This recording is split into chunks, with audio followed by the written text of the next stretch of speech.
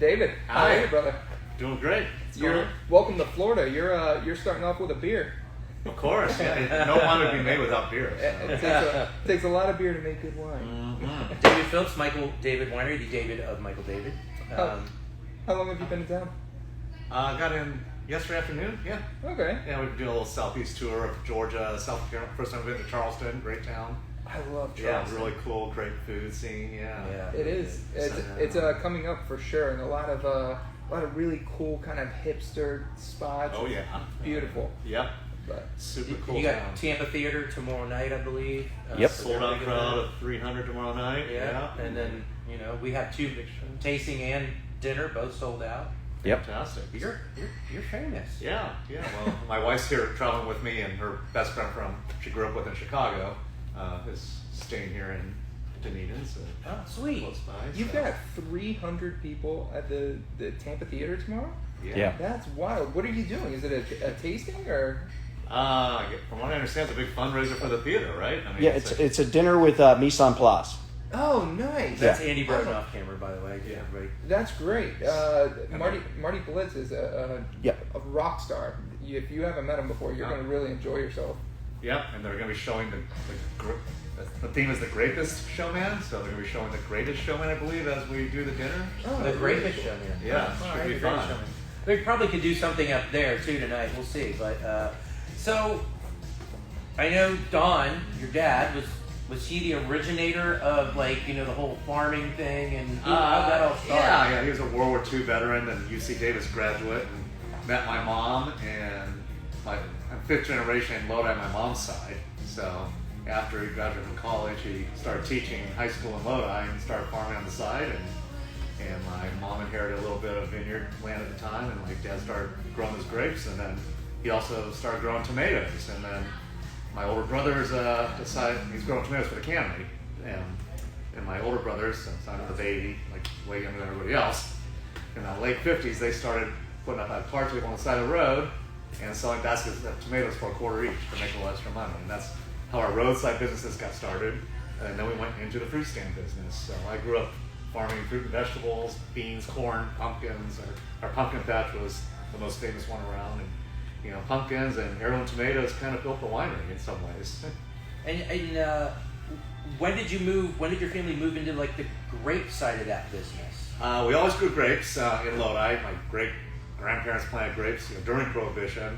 A lot of people don't know that Robert and Peter Mondavi actually grew up in Lodi too, so they went to St. Anne's School with my mom and everything. Yeah. But the Mondavis and my great-grandfather were 2 of the biggest grape shippers during Prohibition. We had the rail line there, refrigerated rail cars, and we shipped grapes all over the country with instructions of do not accidentally add yeast. And people were very happy to be able to make juice in their homes during Prohibition days. So Lodi flourished with grapes then, and we still have those same vines today producing Lodi because deep sandy soils, those vines have never died from phylloxera. So we're getting Zinfandel from 80 to 115-year-old vines, and of course we have a Sansovignon we source from. That's the oldest Sansovignon in the world, planted in 1886, and still on its own roots, and absolutely amazing stuff. That's incredible. I knew you had that ancient vine Sanso. I didn't realize that the Zen was that old as well. And we're surrounded by Old Vine Carignan and Old Vine Petit Syrah too, which are all shipping grapes that are treasure, and we don't want to lose them. So please buy Old Vine wines. I knew that the story with Mondavi shipping and how not to make wine. I had no idea you guys were connected. I think everybody did that. Right. That's awesome. Yeah. So you start making wine. I've always been curious about the Lodi rules, right? Because it's one of the most prestigious and looked after organic, I guess, destinations around. Sustainable, not organic. Right. There is a difference. But, for sure. We like to say we wrote the book. We actually initiated the Lodi Rules program through our Lodi Wine Grape Commission and hired full-time entomologists and UC Davis people to work with the growers. Lodi has 850 family farms.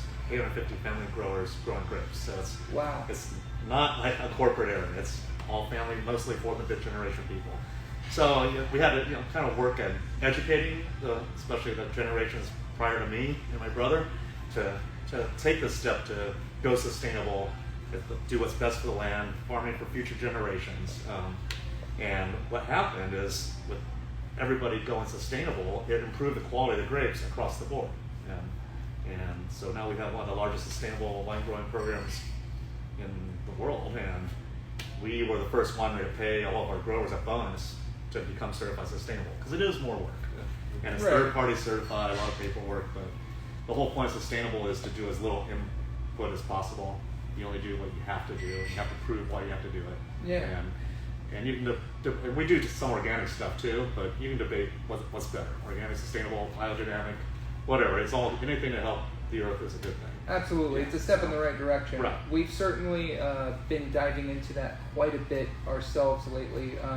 Everyone we talk to, we kind of dive into that conversation with the organics and biodynamics. I mean, that was a huge thing with Chris Benzinger. Sure. Actually turned us onto it, and we really dove down that rabbit hole pretty deep. Also with Taylor's Creek. Great program there, yeah. They do great. Who was like the first winemaker? Like, who was your dad making wine? Like, how did you guys like? Really, it's my brother in 1984, Michael. I was still going to UC. I was just a fraternity kid at UC Davis back then, and my brother had come back to work on the farm with my dad, and they decided that we had the roadside fruit stand, so they decided, we got a barn in the back, we can, make a few barrels of wine back there and just sell it at the fruit stand. So they did. 1984 was the first crush. I remember coming down from Davis to help, and we made a Carignan and a Syrah and a Cabernet. And to this day, I think Syrah, for me and my brother, is our favorite grape. We just love Syrah. And my brother Michael planted Syrah in Lodi back in 1982, one of the first Syrah plantings ever in the area. At the time, there was only 200 acres of Syrah in the whole state of California. Wow. Right now, so we love Syrah. We joined the Rhone Rangers. That was, trying to promote Rhone wines and all that. But then we discovered other things that, Cab sells better, okay. And then, our family did not inherit any old vine Zinfandel. But our cousins all around us, because being fifth generation Lodi, we're surrounded by cousins, second cousins. You have to be careful who you marry, who you take the prom in Lodi, because we're all kind of related. But our cousins had some old vine Zins, and so Michael and I believe it was 1997, 98, we started buying a few tons from them to play around with Zinfandel, because Lodi was becoming most famous for Zinfandel at the time. And that's when we happened to have 7 different Zins in the winery one day, and my brother said, instead of making 7 single vineyard Zins, why don't we just blend them all into one? I'm like, great idea, 7 Zins, 7 deadly Zins popped into my head, and that was, of course, your first the wine that took us to the world. I think that was the first one we ever carried. Oh yeah. And I was trying to do distribution then, and and then it was actually Cost Plus World Market, one of your competitors, but that just said we want 7 deadly nationwide. I'm like, okay, so I start calling the phone, and finally the distributor's like, oh, Cost Plus wants you, okay, we'll sell your wine now. It's hard for a small winery to get distribution. It's real hard. And maybe everyone doesn't know, we did sell 7 deadly Zins 3.5 years ago, which enabled us to build a new state-of-the-art winery that we have now. So now instead of making wine in 5 different places, we can make it all on-site and really control the quality levels, and it's bringing everything up even to higher levels. And then you ended up doing, was there a specific Zen for every sin? I know there were several. Yeah, I know close. there were a We ended lot. up doing 5 of them. There were some trademark issues with 2 of them, but I noticed you still have some of them here, so that's great. Yeah. We won't name them. Oh. We don't want to get in trouble. And the cool thing too is so now you come to your winery, right? And you can have lunch. Yep. Taco Or breakfast. Rocks or breakfast. Yeah. Incredible pies. Amazing pies. Killer merchandise. I have a bike jersey from you guys. Oh yeah. I have a bike from you guys. Yeah. but really great. It feels very family still, right? You come in there. You could be there. Your brother could be there, right? I love popping in and saying hi to everybody, and it's a great feeling. We're kid friendly. There's playground. Try to take your kids to a winery now, but it's not going to happen. Yeah. In Lodi, it's really a laid back, and everywhere you go, you're going to meet the winemakers, owners. There's 85 wineries to come visit now in Lodi, so if you're out in Napa, Sonoma, it's only an hour and a half east, come visit. Yeah, it's not far at all. And then you can go up to the Sierra foothills too, and visit Yosemite and Lake Tahoe, it's all right there. And promoting California tourism here. So when the marketing came along, you had the Seven Deadly. At some point, you guys had to have taken this turn into punk rockville. I mean, you have the coolest labels, you have the coolest wines out there, and they're not gimmicky. They're awesome across the board, but the labels themselves are wild. Where did that come from? We've got a very young, talented marketing team for one, and the first circus label we had was the Petit Petit. Right. It's a blend of Petit Syrah and Petit Verdot with two crazy elephants on the front that are supposed to be me and my brother, trying to be a little edgy, trying to make wine fun. I always said we got to make wine for everybody. It shouldn't be anything pretentious. It's got to be, we want everyone to enjoy wine. Try it, and it's worked for us. And I'm a old punk rocker. I love. That's good that you said that. Yeah. I went to a strenuous concert in 1979 and changed my life. Changed your life. Huh? Yeah. Nice. Well, too, you guys, I don't know if you're still doing it, but I remember you used to do reggae on rum too. Yeah, still like the reggae. Yeah. We've been lately doing more of a freak show party, but of course. That sounds fun. Hopefully those are going to start coming back here this year. Yeah, we had planned on going to row after row, and then they canceled that. Right. Yeah. So row by row. Zinfest. Zinfest. Yeah, we've been to Zinfest before. That's Zinfest is a good time. Yeah. But come on out anytime. Some other wines that we really like that you brought in, probably within the last year and a half, is the Michael David Chard with that barrel fermented or whole cluster fermented, right? Full cluster press. About 50-60% barrel ferment, I believe, on it. Brand new French oak, so the best French oak girls can get. And we only keep that in the French oak for 3 or 4 months. Take it out, and then those barrels are still a great barrel for our Cabernet program or Syrah program. So we get double use out of that. And we invest heavily into really good oak, but we don't want to over oak anything. So very just enough to enhance but not overpower. And the new label for 6 Cents is it's awesome. Fantastic. It's one of the only I just saw where like 20-something% was with a Syrah. The whole Syrah category is really not going anywhere. But us and my good friends at Clinker Brick are two of the best growing, fastest ones Syrahs. That's true. Yeah, and that's the other thing about Lodi. We all support each other. Good friends with all of our neighbors, and we travel together. We go around the world together. We're going to Provine Dusseldorf as a Lodi group to promote Lodi wines to the entire world. And I oversee the exports for us, and we're in like 38 different countries now. So, wow. That's awesome. I do love that about Lodi, and you kind of get that feeling in Paso too, right? Everyone's very close and connected, and helping each other out. Very much community. I mean, you guys have been tied into the Mettlers forever. I mean, that's a beautiful relationship, right? Mm-hmm. That's a great thing about Lodi, I think. I love that you brought up the Syrah, because last time I was talking to your brother was right when the Freak Show Red Blend hit the market. And we had a hard time getting the Syrah for a little bit. It was just not around. And I asked him, I said, I heard that label was going away. Oh, I mean, he was quick to shut it down. Absolutely not. All right. I think you told me one time your best value, wine for quality. That right? Syrah for the price point is should be 3 times more. Yeah, it's incredible. That Syrah's won in France 3 times now. Top 10 Syrahs in the world, the Syrah du Monde competition. Whoa. So, Did not know that. Oh, yeah. With French judges, so go figure. Yeah. That's awesome. Yeah. I think for the value, I love that ink blot line. The whole ink blot line, I think. One of my favorites over right now. delivers. Oh, it's so great. Have a straight Petit Verdot. Most people don't know what straight Petit Verdot tastes like, because it's usually a blender. Yeah, you don't see it. And same with Cab Franc. It's usually grassy, weedy. No, in Lodi we can grow big, opulent, beautiful fruit bombs, but with all that tannin structure you get from Petit Verdot and from Cab Franc. Is that just because of the heat that you're getting there in the soil composition? It's all that. It's mostly diurnal temperature changes. We're 100 degrees in the day, but we'll cool off. If you've been to the reggae party, it gets cold at night. Right. 55 at night. So. Wow, it's that big of a swing. Yep. Within a couple hours, the Delta breeze comes in. Lodi's situated due east of San Francisco Bay. It's the only gap in the mountains, and that's why we have a special microclimate there.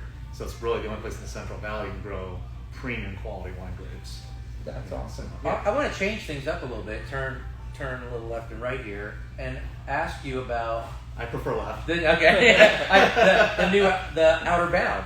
Yeah. Your new winery in Talking about going Alexander left. Valley? Is that right? Yeah, it's in Alexander Valley. Our friends at Silver Oak built this beautiful new facility in Alexander Valley, and their old winery is up for sale, so we bought it. And it comes with 12 acres of cab, and we hired a team there with a great general manager, great winemaker who you've had on your show recently, and they're making beautiful wines. We make a lot of wines there for blending purposes, to blend into our Lodi wines, because we'd always blend in 5-10% North Coast and Lodi wines, just to, we can make any wine better by a little creative blending, and same vice versa. Napa Sonoma can make their wines better by putting a little Lodi into it. Right. So, because we have fruit, they've got tannin structure, and we need that from each other.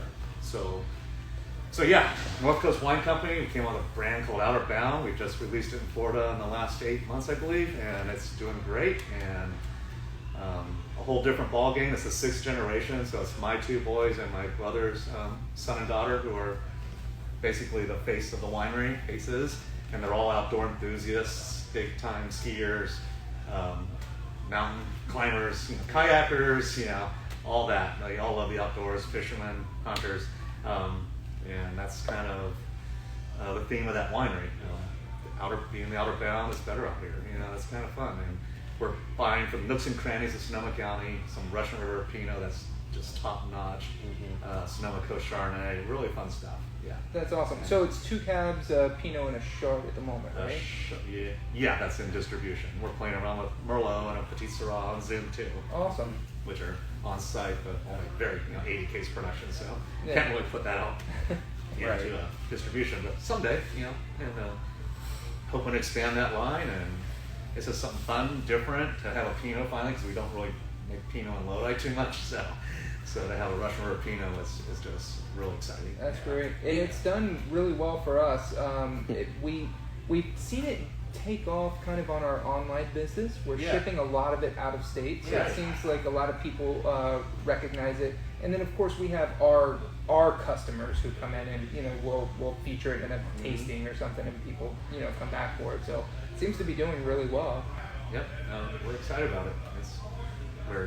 It's only been distributed to about 8 states so far, but we're gonna gradually keep rolling it out. So thank you for promoting it. Yeah. Anything upcoming and new that you can even talk about? Upcoming and new. I don't know if we can talk about it yet, but we do. We've been making a small amount of rosé every year, and we sell it immediately out of the Cinsault And that's vineyard. Cinsault, right? Yeah, and of course we don't have enough Cinsault. There's only 25 acres of 135-year-old Cinsault. That's all we have. Right. So we can't expand that. So we're planning coming out with a nice rosé. Not exactly sure what varietals we'll put into it yet, but the plan is to come out with a nice dry rosé from Lodi. I'll tell you, I had someone that I won't mention try that Cinsault rosé. Let me have a little pull of it one time, and broke my heart when he told me that I couldn't get it. It's kind of unfortunate. It is a special. It's so good. Yeah. You can order it from the winery. Yeah, you can order it direct from the winery, right? We don't like to talk about that in retail, though. No. I know. Join our club. Yes. Yeah, cool. We're excited about the tonight. Again, 2 sold out crowds. You got another sold out crowd tomorrow. You've been hustling and bustling. I mean, you're on It's fun to get on the road again. Yeah. It was kind of nice staying home for 2 years. In some ways. Yeah, sure. I got to work out a lot more and spend a lot more time with my kids, and we got chickens in our backyard, and baked a lot, did all the COVID stuff. But Have you only traveled within the States so far since everything opened up? Yeah, but we're planning to go right now to Europe in May, so we'll see. Hopefully we can do that. Oh, great. Got our tickets to fly to Istanbul to start in that trip, and then end up in Dusseldorf. So. Oh yeah. It's so funny that anytime we throw the Michael David name out there, how quickly it sells out. We said we're gonna do a tasting. I had 2 days later, I had Jeff Farthing on a live stream, and Perry and I talked about it. I said I dropped the tasting at the end. We'll just see, let people know that we're doing it. within 2 days, it had already sold out. I couldn't even bring it up on the live stream. Yeah, it's great. It's sad when people are begging to get in. It's just sad. Aw. But we like to help everybody out, but you can only have so many people. I just appreciate your time for coming and doing this. It's fun. It's easy. That's what I do now. So. Yeah, and Andy's been working hard. We've been texting and calling, and so you got a good guy there, and Thanks. we appreciate A your rose time. in a field of daisies. Yeah. Between all the Zoom tastings and Zoom virtual dinners and podcasts during COVID and stuff, it's been a good learning experience, and yeah, I can save a lot of time and travel if you can do this more often. When do you start your podcast? I know. I've done plenty, so now I'm starting to figure it out. Yeah. All right. Were you I guys did- doing a lot of Zooms? I did quite a few, especially overseas. I did a Zoom dinner in Moscow last Right. year, which is kind of sad now, but Yeah, it was really cool to see all those people over there drinking our wine and stuff. It was so. funny how everyone seemed to pivot at that point in time. We started doing Zooms, I guess relatively soon after everything shut down. We didn't know. We didn't understand. At first we were like, "What are we going to do?" But it was great. Worked great. Got to make a lot of friends out of state and out of, everywhere. So it was Yeah. great. I like in-store tastings better. It's fun to talk to people. You miss people during COVID, so Sure. that was really nice. But we appreciate your time. David, Thank you for for coming much. in. Thank you guys. All right. It's been fun. Thanks everybody. Cheers.